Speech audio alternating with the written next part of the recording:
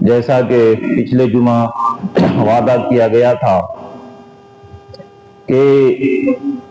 اللہ کے رسول صلی اللہ علیہ وسلم جو مسلمانوں پر 5 دور، 5 زمانہ اور 5 حالات کا تذکرہ کیے ہیں، جس کی حدیث میں نے ابھی آپ کے سامنے تلاوت کی ہے کہ اللہ کے رسول صلی اللہ علیہ وسلم نے 1400 سال پہلے جو ابھی حالات آ رہے ہیں اس سے آگاہ فرما دیا تھا، پیشن گوئی فرما دیے تھے۔ اور یہ نبوت کے سچی ہونے میں سے ایک دلیل یہ بھی ہے کہ اللہ کے رسول جو بھی فرماتے ہیں وہ سچ ہو جاتا ہے، یہ بھی نبوت کی صداقت کی ایک دلیل ہے۔ ایک بات یاد رکھیں کہ جس طریقے سے ہم لوگوں کو اپنے ایمان، عبادت، معاملات، تمام چیزوں پر یقین اور ایمان رکھنا ضروری ہے، اسی طریقے سے حدیث کی کتاب کے اندر عنوان اور چیپٹر قائم کرتے ہیں کتاب الفتن،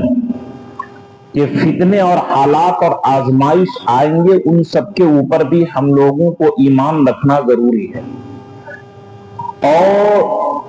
جتنے بھی حالات آ رہے ہیں من قبل ان نبرہ فی کتاب مبین، کہ اللہ تعالیٰ ان تمام چیزوں کو لوح محفوظ میں لکھ چکے ہیں، وہ ٹل نہیں سکتا ہے۔ جس طرح آسمان کے نظام کو، زمین کے نظام کو، چاند کو، سورج کو، دن کو، رات کو،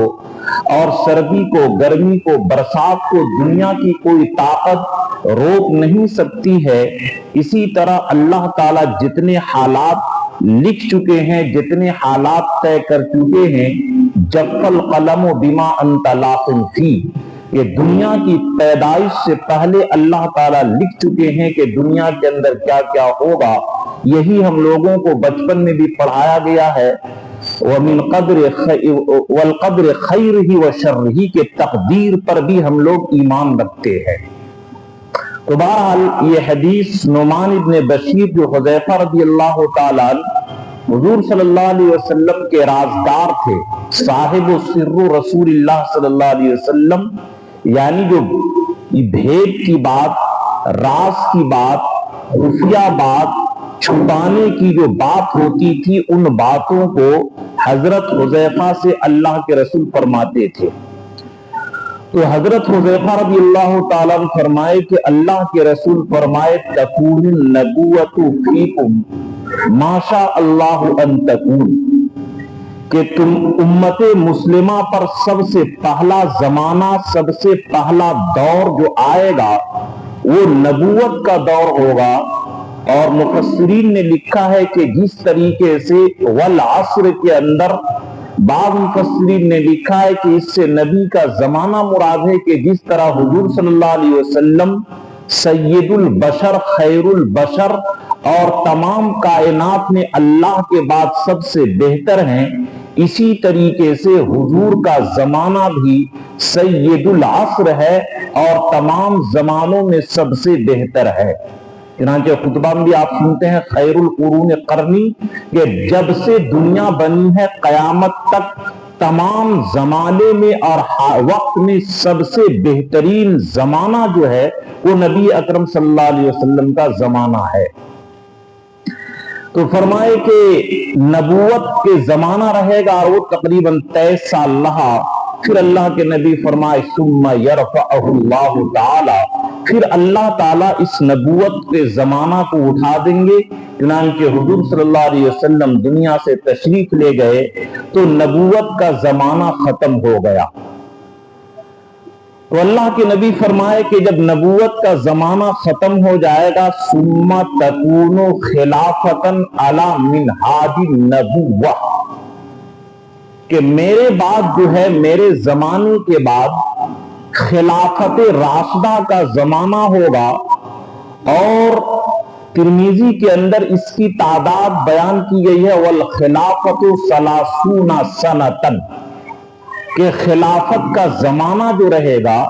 وہ 30 سال رہے گا۔ چنانچہ حضرت ابو بکر صدیق رضی اللہ تعالیٰ کے زمانہ جو ہے وہ 2 سال 4 مہینہ، حضرت عمر رضی اللہ تعالیٰ کا 10 سال 6 مہینہ، حضرت عثمان غنی رضی اللہ تعالیٰ عنہ کا 12 سال 9 مہینہ، حضرت علی رضی اللہ تعالیٰ عنہ کا 4 سال 9 مہینہ، تو یہ پورا ٹوٹل جو ہوتا ہے 30 سال کا مجموعہ بنتا ہے. کہ جو خطبے میں بھی آپ سنتے ہیں خیر القرون قرنی ثم الذین یلونہم، کہ سب سے بہترین زمانہ جو ہے وہ میرا زمانہ ہے، اس کے بعد جو ہے وہ خیر القرون جو بہترین زمانہ ہے صحابہ کا، یعنی خلافت راستہ کا زمانہ ہوگا. ثم یرفع اللہ تعالی، پھر اللہ تبارک تعالیٰ اس خلافت کے زمانہ کو بھی ختم کر دیں گے. ثم تکون ملکن عاضن، پھر اللہ تبارک تعالیٰ کاٹنے والی حکومت کو مسلط کریں گے. عزا یعزو کے معنی دانت سے کاٹنا، یعنی کتے کی طرح جھپٹنا اور کتے کی طرح نوچنا، یعنی نبوت کے طریقے پر. اسی لیے اللہ کے رسول صلی اللہ علیہ وسلم نے جو فرمایا ہے علیکم بسنتی و سنت الخلفاء الراشدین المہدیین، کہ میرے طریقے پر بھی تم کو چلنا پڑے گا اور میرے جو 4 خلیفہ ہیں ان چاروں خلیفہ کے طریقے پر بھی چلنا پڑے گا. اب بعض لوگ بیوقوفی میں نفس پرستی میں جو کہتے ہیں کہ حضرت عمر نے 20 رکعت تراویح ایجاد کی ہے، تو اللہ کے نبی صلی اللہ علیہ وسلم نے مہر لگا دی ہے کہ جس طرح تم کو میری شریعت پر جو میرے زمانہ میں ہوا ہے اس شریعت پر جس طریقے سے تم کو چلنا پڑے گا، اسی طرح 30 سال کا جو دور ہوگا تکون خلافتن علی منہاج النبوہ، نبوت کے طریقے پر نبوت کے کمپلیٹ کرنے کا جو زمانہ 30 سال ہوگا، تو جس طرح میرے زمانے کی سنت اور میرے زمانے کی شریعت پر چلنا تم کو لازم ہے، اسی طرح میرے بعد جو میرے خلفاء راشدین چاروں خلفاء میں سے جو بھی اور طے کر دیں اور تمام صحابہ کا اس پر اجماع ہو جائے اس کو بھی تم کو ماننا پڑے گا. یہ جہالت کی بات ہے کہ لوگ کیا ہے نفس پرستی میں اور یہ حدیث کے آڑ میں حدیث کا انکار کہ حضرت عمر کا یہ ایجاد ہے، جب نبی فرما رہے ہیں کہ میرے طریقے پر بھی چلنا پڑے گا اور ان اللہ جعل الحق علی لسان عمر وقلبی، کہ حضرت یہ ترمذی کے اندر روایت ہے کہ حضرت عمر کا نہ سوچ غلط ہو سکتا ہے نہ ان کی بول غلط ہو سکتی ہے. تو جس طریقے سے نبوت کے زمانے کی شریعت پر پیروی کرنا لازم ہے، اسی طرح خلفاء راشدین جس چیز کو طے کر دے اس کا بھی پیروی کرنا لازم ہے. جس طرح نبی کے شریعت کا انکار یہ ایمان کے لیے خطرہ اور گمراہی ہے، اسی طرح خلفاء راشدین کی شریعت کا اور ان کی سنت کا انکار یہ گمراہی ہے. یہ کوئی مفتی نہیں کر رہا، یہ کوئی ضعیف حدیث نہیں ہے. بخاری کی اور مسلم کی یہ روایت ہے کہ میری طریقے پر اور میرے خلفاء راشدین کے طریقے پر تم کو چلنا پڑے گا. تو بہرحال یہ ایک ضمنی بات آ گئی کہ یہ خلافت کا زمانہ ہوگا، اس کے بعد نعوذ باللہ کاٹ کھانے والی حکومت. یعنی اس میں اشارہ ہے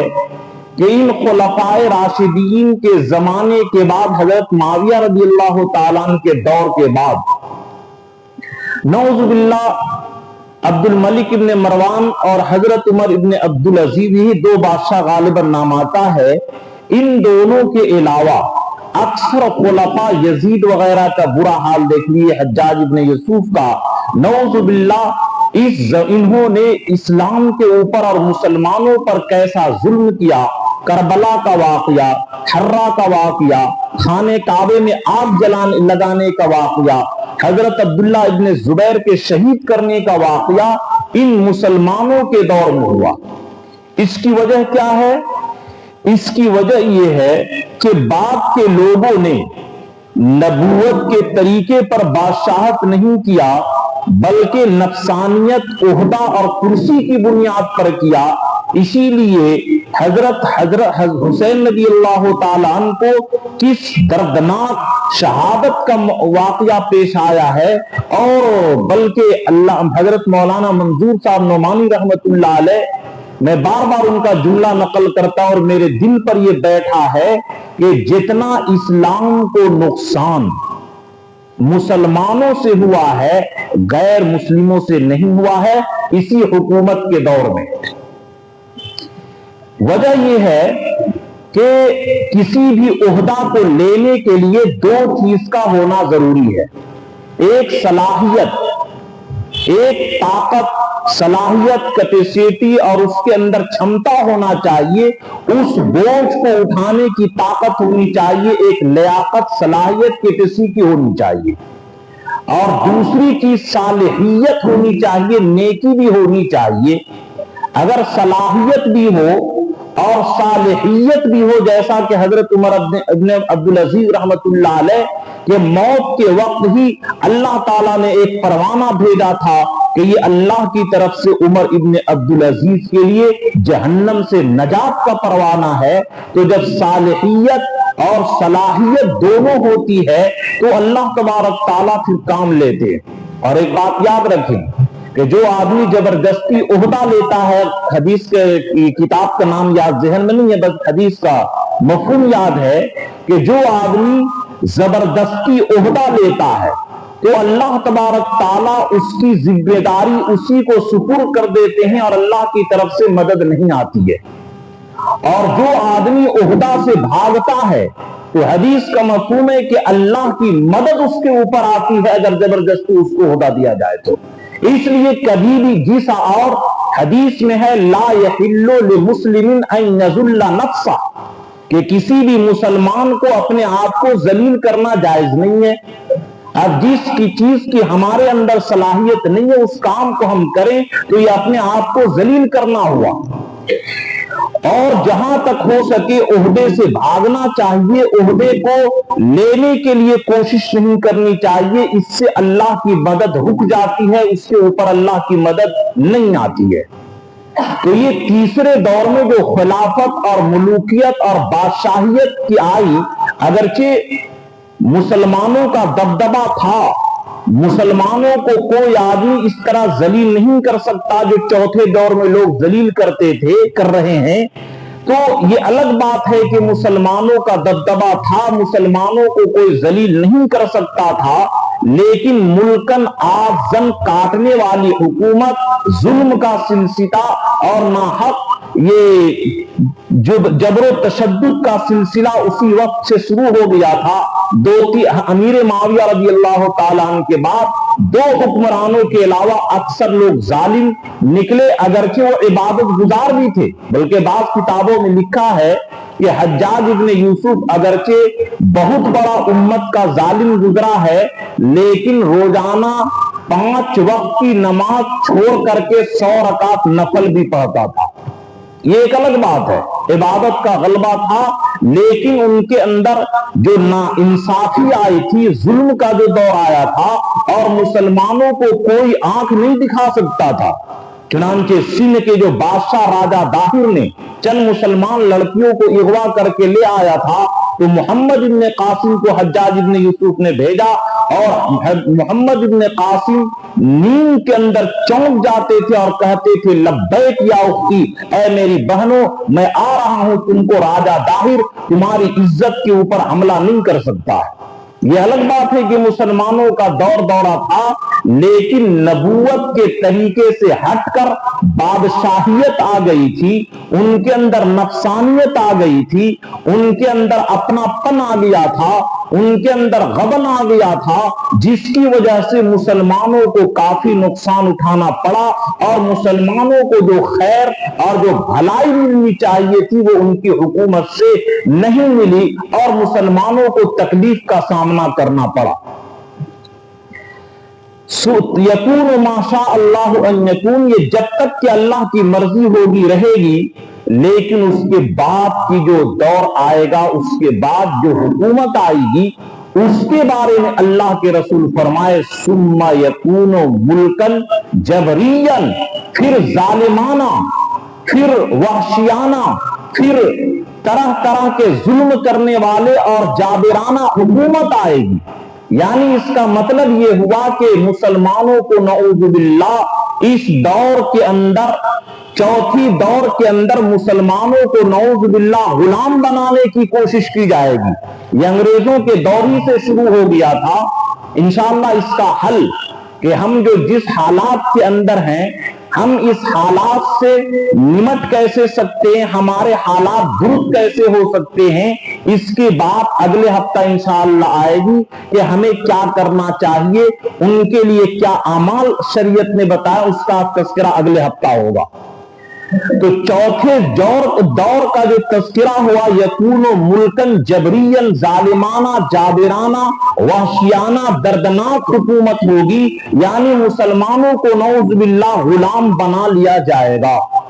جیسا کہ انگریزوں کے دور سے ہی شروع ہوا. اور نعوذ باللہ اس وقت جو بھی ہوا تقدیر الہی کے اندر خیر و لکھا ہوا تھا. لیکن اسی وقت سے نعوذ باللہ مسلمان ایسے غلام ہو گئے تھے کہ نعوذ باللہ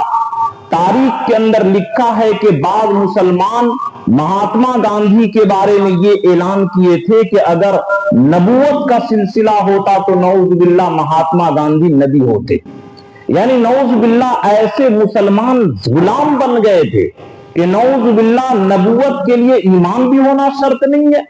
جو غیر مسلم کے لیے نبی ہونے کا اس طریقے سے. تو یہ مسلمان اتنا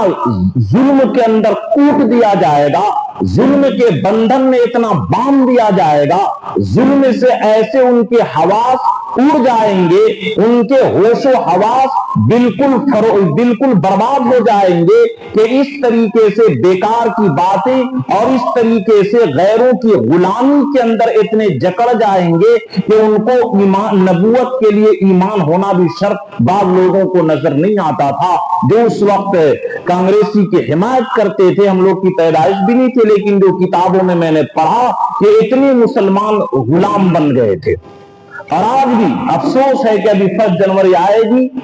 یہ انگریزوں کا طریقہ ہے اور اس کے اندر مسلمان 1 جنوری منائے گا. میرے دوستو، اگر کوئی آپ کا دشمن ہو اور آپ کا بھائی دشمن کے طریقے پر چلے تو آپ اپنے بھائی سے نفرت کریں گے کہ میرا بھائی دشمن کے تہذیب کو اختیار کرتا ہے. قرآن نے جن کو کہا کہ یہ تمہارا بھی دشمن ہے، اللہ کا بھی دشمن ہے، نبی کا بھی دشمن ہے، ان کے طریقے پر ہم چلتے ہیں، ان کی تہذیب کی غلامی کرتے ہیں.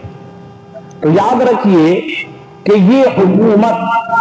جو ابھی ظالمانہ چل رہی ہے یہ باقی نہیں رہے گی، اور اس کی مثال موجود ہے. اور یہ بات آپ یاد رکھیں، حدیث کے حوالے سے ابھی میں حدیث نقل کروں گا کہ اگر ظالم حکومت کو اللہ تعالیٰ پکڑ نہیں کرتے ہیں تو یہ اللہ کی طرف سے ڈھیل ہے، جیسا کہ مشکات کے اندر بھی روایت. اور ایک بات ذہن میں یاد رکھیں، کما تکونون کذالک یؤمر علیکم، کہ جس طرح مسلمانوں کا اعمال ہوگا اسی طرح ان کے اوپر حکمراں بھی مسلط کیے جائیں گے. آج مسلمان حکومت بدلنے کے لیے پوری طاقت لگاتا ہے، لیکن مسلمان اپنے عمل کو، اپنے اخلاق کو، اپنے عقائد کو، اپنے نظریات کو، اپنے سوسائٹی کو، اپنے تہذیب کو، اپنی کلچر کو، اپنے تمدن کو، اپنی تشخص کو مسلمان بدلنے کے لیے تیار نہیں ہے. یاد رکھیے کہ جب مسلمان اپنا یہ یونیفارم بدل دے گا تو یاد رکھیے غیروں کے دل سے ہیبت نکل جائے گی. چنانچہ میں بچپن میں قصہ پڑھا تھا، آپ لوگ بھی پڑھے ہوں گے، کہ ایک شیر جو ہے بچپن میں یتیم ہو گیا تھا، اور وہ شیر بچپن سے ہی بکریوں کے ساتھ رہا کرتا تھا. تو شیر بھی بکریوں کے ساتھ رہتے رہتے یہ سمجھا کہ میں بھی بکری ہوں، چنانچہ ساری بکریاں اس کے ساتھ کھیلتے تھے، اس کو مارتے تھے اور اس کے ساتھ رہتے تھے. لیکن شیر ایک دن پانی پی رہا تھا، اور شیر جب اپنی آواز نکالا بڑا ہو گیا تو اس کی آواز کو سن کر کے، اس کی دہاڑ کو سن کر کے ساری بکریاں بھاگ گئی. تو یاد رکھیے کہ اگر مسلمان اپنی یونیفارم کو ہٹا دے گا تو غیروں کے دلوں سے ہیبت نکل جائے گی. اس کی معمولی سی مثال ہے کہ ایک پولیس، ایک افسر और एक डीएसपी एसपी आपको यूं ही लुंगी गंजी में आए तो आपके दिल के ऊपर उसकी हैबत नहीं होगी, और वही अपना यूनिफॉर्म के अंदर आए तो आपके दिल के अंदर एक दहशत पैदा होगी।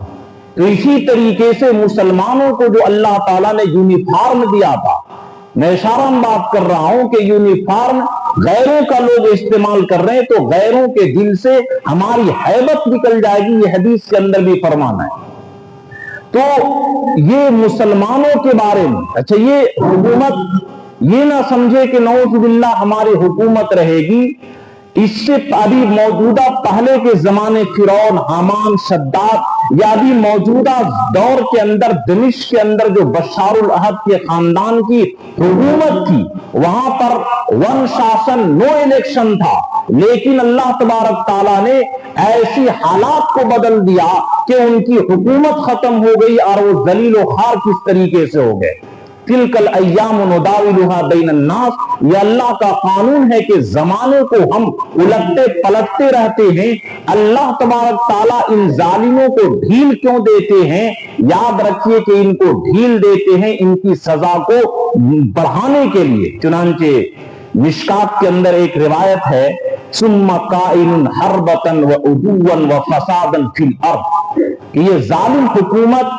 ये शरकशी करेगी, फसाद फैलाएगी, मुबलिंचिंग करेगी और नौजुबिल्लाह मस्जिद के अंदर जबरदस्ती इनके माबूद नजर आएंगे, मूर्ति ढूंढेंगे और इस तरीके से नस्ल कुशी करेंगे, इस्लाम पर हमला करेंगे। ये मत समझिए कि अल्लाह ताला इनसे गाफिल है। अल्लाह ताला फरमाते हैं यस्तहिल्लूनल हरीर, कि ये ऐसे यानी इशारा है कि रेशम को जो मर्द के लिए हराम है वो पहनेंगे, शराब को और जिनाकारी को ये करेंगे। युरज़क़ूना, कि इन लोगों को अल्लाह ताला और बढ़ा देंगे। बाद लोग कहते हैं कि फला आदमी इतना जालिम है, अल्लाह ताला उसको बीमारी भी नहीं देते हैं, कभी बुखार भी उसको नहीं लगता है। तो अल्लाह का वादा है युरज़क़ूना व युनसरून,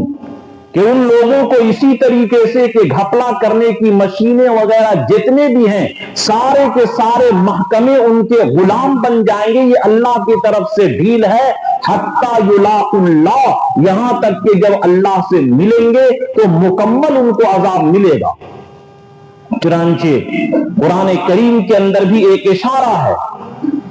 कि, और मिशकात के अंदर एक रिवायत है, ये ना समझे कि अल्लाह तबारक ताला गाफिल है।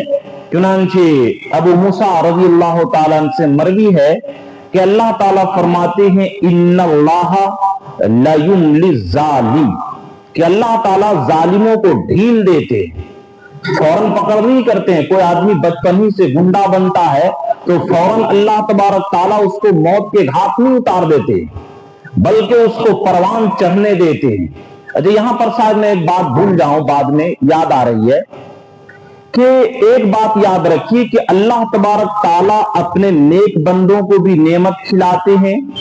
और अपने जालिमों को अल्लाह तबारक ताला और ज्यादा नेमत देते हैं। इन दोनों में फर्क क्या है? इन दोनों में फर्क यह है कि नेक लोगों को अल्लाह तबारक ताला जो खिलाते हैं वो बतौर, जैसे मिसाल देने के लिए, जैसे कि हम लोग तोता को पिंजरे में खिलाते हैं, उसकी इज्जत करते हैं, तो हम जो तोते को खिलाते हैं इस तौर पर अल्लाह ताला नेक बंदों को खिलाते। फतहना अलैहिम अबवाब, ये कि हम उसके ऊपर आसमान और जमीन के रिस्क खोल देते हैं। और जो जालिम को जो खिलाते हैं अल्लाह ताला चूहे को फंसाने के लिए, कि जिस तरह चूहे को बर्फी और बेहतरीन मिठाई देते हैं तो उसकी इज्जत मकसूद नहीं होती है, बल्कि उसको पकड़ना मकसूद होता है कि तुम इतना नुकसान कर रहे हो मेरे घर का, आओ खाओ, तुम्हें तुम बताता हूं मैं। तो इसी तरीके से मिशकात के अंदर ये रिवायत मौजूद है इन्नल्लाह ला युमलिज़्ज़ालिम, कि अल्लाह ताला जालिमों को ढील देते हैं कि तुम क्या है मस्जिदों के अंदर मूर्ति ढूंढो, तुम मुबलिंचिंग करो, तुम इस तरीके से घोटाले करो और नौजुबिल्लाह ये तुमको हिंदुस्तान में रहना होगा तो वंदे मातरम कहना होगा। अल्लाह इससे गाफिल नहीं है। अल्लाह ताला इनकी सारी हरकतों को देख रहे हैं, लेकिन अल्लाह ताला इनको ढील देते हैं। हत्ता इज़ा अखज़हु लम युफ्लितहु, لیکن جب اللہ تعالیٰ ان کو پکڑتے ہیں تو ان کو ایک ذرا بھی مہلت نہیں دیتے ہیں. اور دلیل میں قرآن کی آیت پڑھے اذ اخذ القرى وهي ظالمة ان عذاب علیم شدید، کہ اللہ تبارک تعالیٰ جب ظالموں کو پکڑتے ہیں تو پھر ان کا پکڑ سے کوئی بچانے والا نہیں ہے. ابھی یہ موجودہ دور، یہ موجودہ حکومت کہ جس بشار الاسد نے 50 سال سے 60 سال سے شام کے اور دمشق کے مسلمانوں کو کس طریقے سے ذلیل کیا تھا، لیکن 18 دن کے اندر ان کی حکومت کو کیسے پلٹ دیا، آج وہ ذلیل ہو کر کے کس طریقے سے نکلا. تو اسی طریقے سے میرے دوستو یہ گھبرانے کی ضرورت نہیں ہے. اللہ تبارک تعالیٰ ان ظالموں کو اگر یہ مہلت دے رہے ہیں تو ایسا نہیں کہ مسلمانوں سے ناراض ہو کر کے اور مسلمانوں پر ان کو بیٹھانا چاہتے ہیں، بلکہ اللہ کے رسول نے جو چوتھے دور کا یہ پیشن گوئی دی تھی، ثم یکون ملکن جبرین، پھر ظالمانہ اور جابرانہ اور بالکل وحشیانہ حکومت ہوگی. اور یہاں تک کہ اللہ کے رسول تو ایک حدیث میں یہ بھی تذکرہ کیے، ذکر رسول اللہ صلی اللہ علیہ وسلم بلاء یصیب هذه الامہ، کہ اللہ کے نبی ایک دن امت کے اوپر پریشانی کا تذکرہ فرمائے تو فرمائے حتی لا یجد ملجأ یلجأ الیہ من الظلم، کہ پوری دنیا اس طریقے سے ظلم سے بھر جائے گی کہ مسلمان کو کوئی پناہ دینے والا نہیں ہوگا. لیکن ایسے وقت میں جو 5ویں دور کا پھر اللہ کے نبی فرمائے کہ ثم یرفع اللہ، کہ جس طریقے سے یاد رکھیے کہ جب صبح ہونے کے لیے، جیسے کہ مغرب کے بعد تو کیا فوراً صبح ہو جاتی ہے، بلکہ مغرب کے بعد رات آتی ہے اور رات تاریک ہوتی ہے، پھر رات اور تاریک ہوتی ہے. جب مکمل تاریک ہوتی ہے تب جا کر کے صبح نمودار ہوتی ہے. اسی طریقے سے ان کا ظلم بڑھ رہا ہے. جس طریقے سے رات مکمل کمپلیٹ ہو کر کے صبح نمودار ہو جاتی ہے، اسی طریقے سے ان کا ظلم کمپلیٹ ہو کر کے پھر 5ویں دور، جس کو اللہ کے رسول نے جو فرمایا ثم تکون خلافتا علی من هذه النبوہ، کہ اس ظلم کے دور کو اللہ تعالیٰ ختم کر دیں گے. اور جس طریقے سے میرے بعد خلافت راشدہ کا دور آیا تھا اور وہ دور امن والا دور تھا، حتی یملا الارض عدلا وقسطا کما ملئت جورا وظلما، کہ جس طریقے سے آج یہ زمین ظلم سے، پاپ سے اور ظلم و زیادتی سے، کرپشن سے، گھوٹالے سے، مہنگائی سے اور مسلمانوں کو نشانہ بنانے سے یہ زمین بھر چکی ہے. اسی طریقے سے 5واں دور جب شروع ہوگا تو یہ روئے زمین جس طریقے سے حضرت عمر کے زمانے میں عدل سے، انصاف سے بھر گیا تھا کہ شیر اور بکری ایک جگہ پانی پیا کرتے تھے، اسی طریقے سے یہ 5واں دور آ کر کے رہے گا. ثم تکون خلافتا علی منہاج النبوت، پھر 5واں دور یہ آئے گا نبوت کے بعد والا جو خلافت کا دور تھا، وہ خلافت کا دور آئے گا. ثم سکتا، پھر اللہ کے رسول چپ ہو گئے، خاموش ہو گئے. تو جس طریقے سے یہ ہماری تقریر کا مقصد اصل صرف یہ ہے کہ مسلمان اس زمانے کے اندر بہت زیادہ ہپلیس، بہت زیادہ بے چین، بہت زیادہ گھبرائے ہوئے ہیں کہ مر جائیں گے، کیا ہوگا، یہ ہے وہ ہے. ارے ہماری زندگی تو شروع ہوتی ہے مرنے کی بات. مسلمانوں کی زندگی کی شروعات مرنے کے بعد ہوتی ہے کہ اذا مات الانسان قامت قیامتہ، کہ جب انسان مرتا ہے تو اس دن وہ نیند سے بیدار ہوتا ہے اور اس کی زندگی اصل شروع ہوتی ہے. اور اسی لیے قرآن کریم نے کہا الذی خلق الموت والحیات، کہ جس نے زندگی اور موت کو پیدا کیا. حالانکہ اللہ جس نے موت اور زندگی کو پیدا کیا، موت کا تذکرہ پہلے اور زندگی کا تذکرہ بعد میں، حالانکہ زندگی پہلے اور موت بعد میں آتی ہے. لیکن قرآن نے اشارہ کیا کہ مسلمان زندگی صحیح سے اسی وقت گزار سکتا ہے جبکہ وہ موت کی تیاری کرے. تو جس قوم کی زندگی کی شروعات موت سے ہوتی ہے اس کو موت سے ڈرنا کیا. اور جس طریقے سے یہ کائنات کے اندر पूरी कोई ताकत लगा ले, काना दज्जाल आ जाए, जो सबसे ताकतवर कुफ्र के जो मालिक होगा ताकतवर काना दज्जाल, वो भी दुनिया के निजाम को नहीं बदल सकता है, ईमान वालों का खात्मा नहीं कर सकता है। तो ये इसके चेले और इसके ये चपद्दी के शोरबे ये क्या इस्लाम को मिटा सकते हैं। इसीलिए मैं फख्र के साथ कहता हूं कि जब अल्लाह के नबी अकेले थे, अबू जहल बार बार कोशिश करता था कि अल्लाह के नबी को खत्म कर दे, और वो आगे बढ़ा तो सनद उस ज़बानिया कि अबू जहल एक बार अल्लाह के रसूल नमाज पढ़ रहे थे, अबू जहल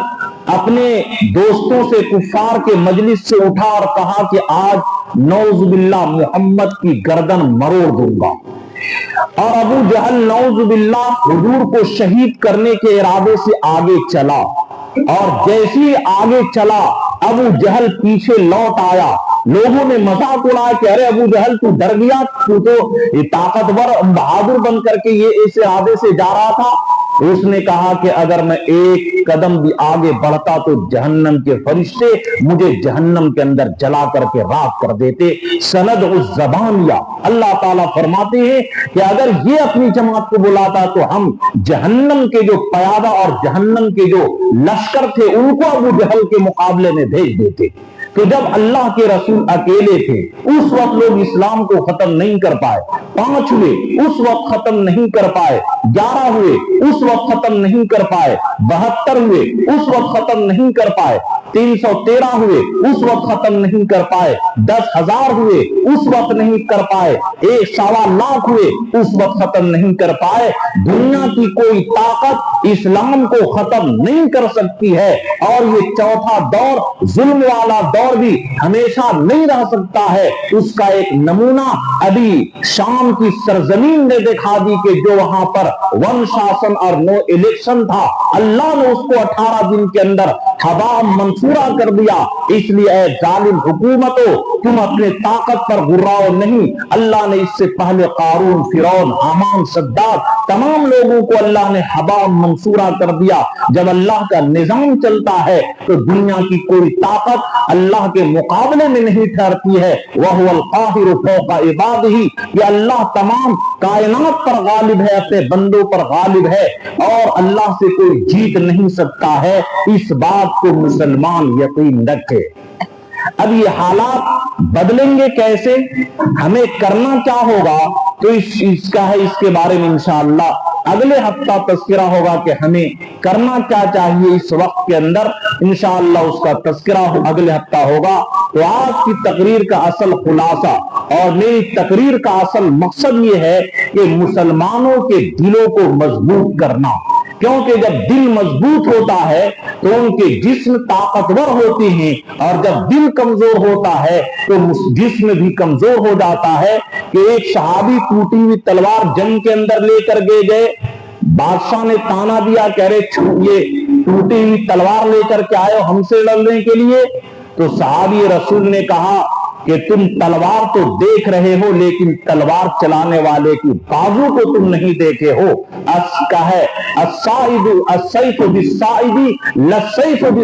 कि तलवार जो है बाजू के जरिए चलती है, ना कि बाजू के तलवार के जरिए बाजू चलती है। तो असल अपने कुव्वत